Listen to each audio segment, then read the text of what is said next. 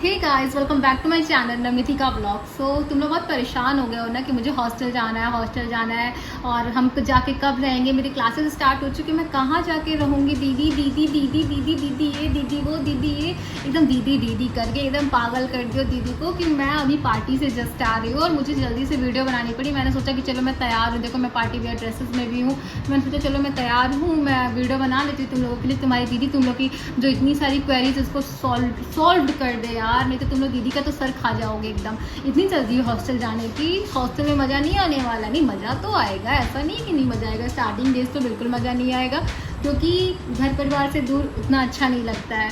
फिर वहाँ का खाना तुम लोग को अच्छा नहीं लगेगा, उसकी आदत लगते लगेगी, तो उसको जल्दी जल्दी स्टार्टिंग में तो बिल्कुल मज़ा नहीं आने वाला है। लेकिन ठीक है, हॉस्टल लाइफ बहुत अलग दुनिया होती है, अच्छा लगता है। मतलब उसको छोड़ते वक्त जितना बेकार लगता है ना, उतना ही बेकार उसमें जाते वक्त लगता है। तो तुम लोग इस चीज़ को एक्सपीरियंस करने वाले हो तो इसको फुल्ली इंजॉय करना, मेरा तो यही सजेशन रहेगा। आराम से जाओ, मस्त इंजॉय करना। तुम लोग को जानना है ना कि मुझे हॉस्टल कब मिलेगा, तो मैं आपको बता देती हूँ। देखो हॉस्टल कब मिलेगा, अभी तो फिलहाल चल रहा है आप लोग का ग्रेजुएशन का एंट्रेंस वगैरह का रिजल्ट आ चुका है, ठीक है। डॉक्यूमेंट वेरिफिकेशन चलेगा, यूनिवर्सिटी आओगे, वहाँ पे डॉक्यूमेंट वेरीफाइड कराओगे। तो अभी देखो तुम लोग जो देखते हो ना कि हॉस्टल का फॉर्म को बस वहाँ पे फॉर्म खुल रहा है, PDF फॉर्म खुल रहा है। देखो ऐसा नहीं होता है। अभी फिलहाल वो पिछले सेमेस्टर का, मतलब पिछले ईयर वालों का है। अभी तुम लोग को कुछ नहीं खुला उला है, ठीक है। तो जब जैसे ही तुम लोगों का डॉक्यूमेंट वेरीफाइड हो जाएगा ना, तब जाके तुम लोग का ये सारी जो चीज़ें हैं, ये सारी चीज़ें होंगी, मतलब वो फिर वो जाके खुलेंगी, ठीक है। तो तुम्हारा फॉर्म तब खुलेगा, ठीक है। तो इतना मत परेशान हो कि फॉर्म नहीं खुल रहा है, हम कहाँ रहेंगे, हम कहाँ नहीं रहेंगे। भाई हॉस्टल मिलेगा, अगर तुम्हारी रैंक अच्छी है, तुम्हारी मेरिट अच्छी बन रही है, तो तुम्हें हॉस्टल क्यों नहीं मिलेगा। तो फिर आप देखो, मैं आपको बताती हूँ क्या होता है उसमें। होता उसमें ये है कि आपका हॉस्टल का जो यूनिवर्सिटी की साइट पे जाओगे, LU मतलब लखनऊ यूनिवर्सिटी की साइट पे, वहाँ पे फैसिलिटीज़ है, ठीक है। फैसिलिटीज़ के आइकन में टैप करना, उस आइकन में आएगा स्टूडेंट्स हॉस्टल करके, उसमें बॉयज़ हॉस्टल, गर्ल्स हॉस्टल ऐसे आता है, ठीक है। फिर उसमें आएगा अप्लाई करने के लिए। तो अभी नहीं खुलेगा वो पिछले ईयर वालों का है। अब वो खुलेगा आपका जब आपका ये डॉक्यूमेंट वेरीफाइड हो जाएगा, सारे जो ग्रेजुएशन वाले हैं सबका रिजल्ट आ जाएगा। अब उनका है कि हाँ चलो क्लासेस रन करेंगी, अब आपका हॉस्टल को मतलब प्रोवाइड करना चाहिए उन बच्चों को। तो उसमें ऐसा होता है कि आपको फिर वो हॉस्टल का फॉर्म खुलता है, ठीक है।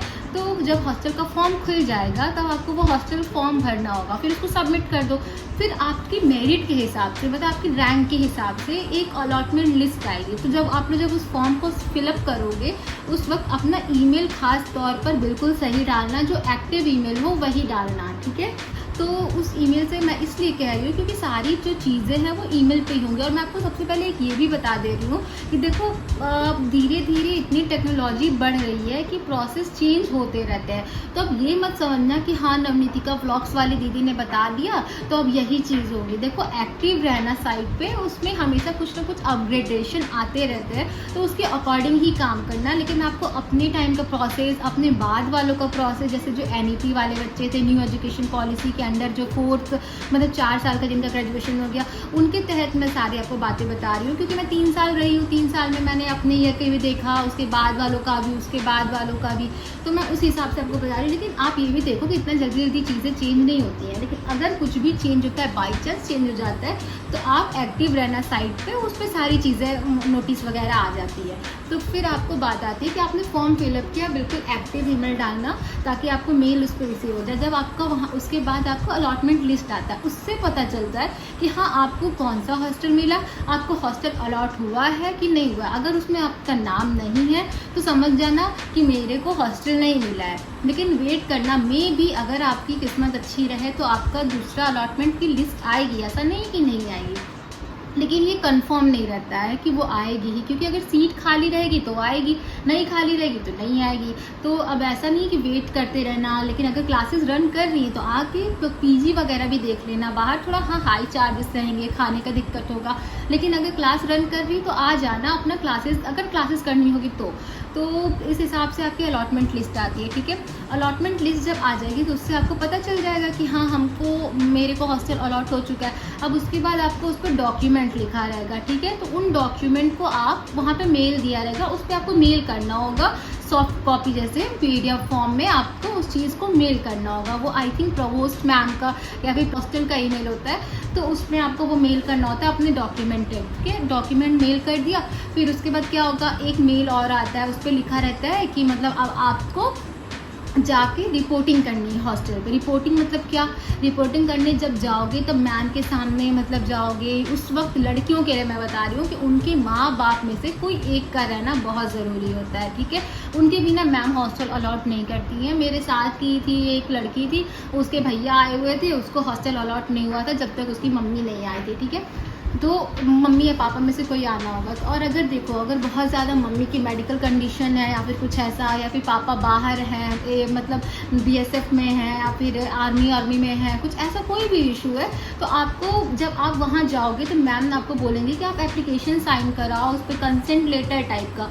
तो वो आप जब वहाँ जाना, जो प्रोसेस मैम बताएंगी उसके अकॉर्डिंग काम करना, अगर आपके माँ बाप अवेलेबल नहीं रहते हैं तो, ठीक है। जब जाओगे वहाँ पे तब मैम आपको रूम अलॉट करते हैं। अब आप सोचोगे कि मेरे साथ मेरी फ्रेंड भी जा रही है, मुझे रूम चाहिए उनके साथ, तो देखो मैम तो प्रेफरेंस पूछती हैं कि हाँ आपको किसके साथ रूम लेना है, किसी को जानते हो या फिर किसी के साथ रहना चाहते हो तो ठीक है, आप बोल देना कि हाँ मैम मैं रहना चाहती हूँ, मेरे साथ मेरे जगह की, मेरे गांव की, मेरे शहर की आई हुई हैं, हम उनके साथ रहना चाहते हैं, मैम अलॉट कर देंगी। अगर मैम बाई चांस नहीं करती हैं तो आप मैम से सामने से पूछ सकते हो कि क्या मैम मैं इनके साथ रह सकती हूँ। इफ़ मैम अग्री करेंगी तो ठीक है, नहीं अग्री करेंगी तो आपको दूसरे के साथ रहना होगा, नो इशू उस चीज़ में।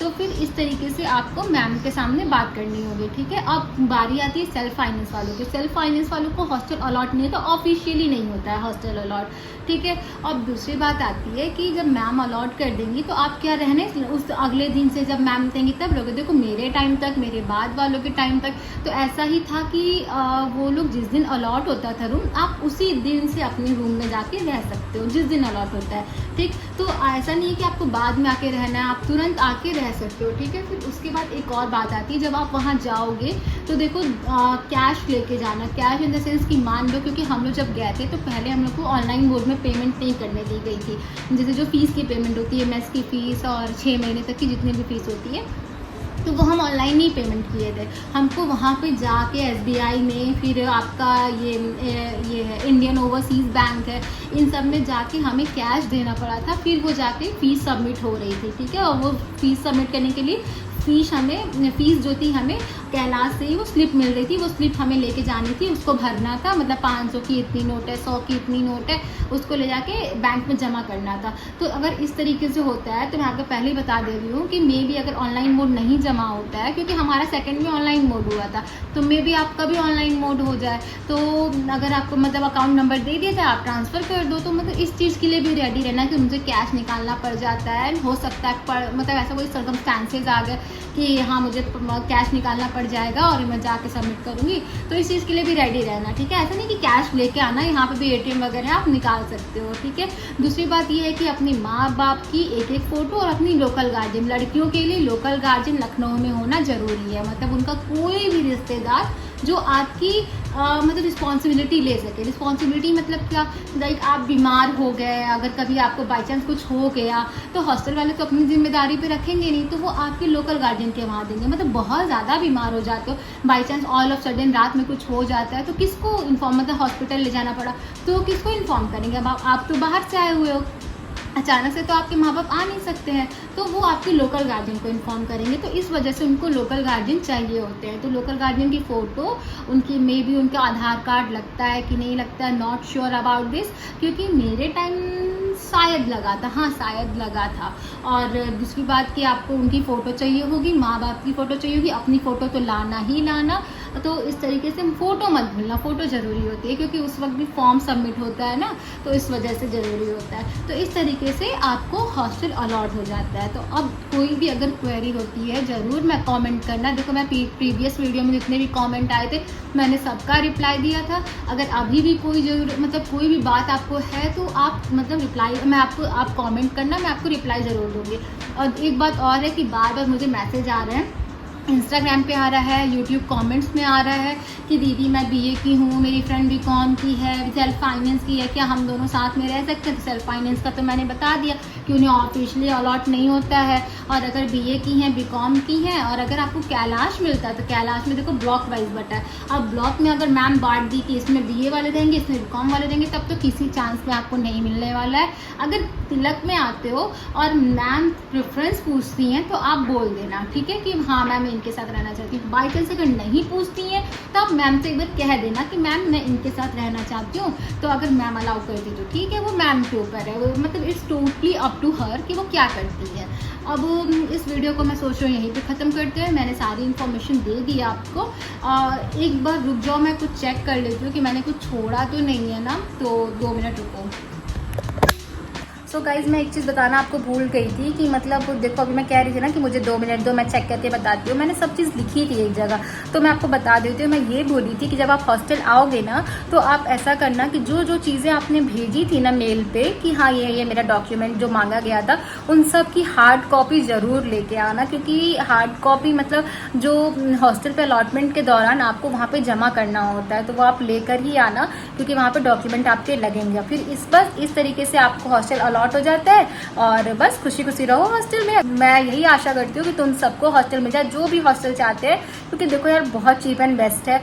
सिक्योरिटी के मामले में भी, खाना देखो बाहर, घर से बाहर रहोगे तो खाना आपको वैसा ही मिलना है, ठीक है। तो मेस कमेटी वगैरह रहती है, अगर आपको ख़राब मिलता है तो सब लोग मिलके बोल ही देते हैं, चेंज हो ही जाता है। तो थोड़ा तो कॉम्प्रोमाइज़ करना पड़ेगा ना, अब घर छोड़ के अपना कंफर्ट जोन के छोड़ के बाहर आ रहे हो तो बस कुछ वीडियो ऐसी ये वीडियो रही, इन्फॉर्मेटिव वीडियो। अगर आपको अच्छी लगी तो इन्हें लाइक करो, सब्सक्राइब करो और शेयर करो। चलिए bye bye, tata bye bye, आप सभी को हॉस्टल मिल जाए।